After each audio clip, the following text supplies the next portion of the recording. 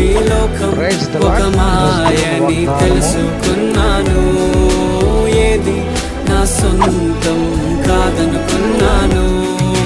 తప్పిపోయిన కుమారుని నేనైతే నా కొరకై నిరీక్షించే తండ్రి నా యేసు. తప్పిపోయిన కుమారుని నేనైతే నా కొరకై నిరీక్షించే తండ్రి నా యేసు.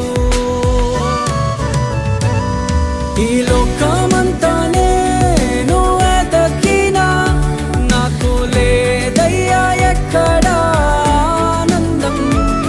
నీ సన్నిధిలో ఒక్క క్షణం గడిపినా నా హృదయం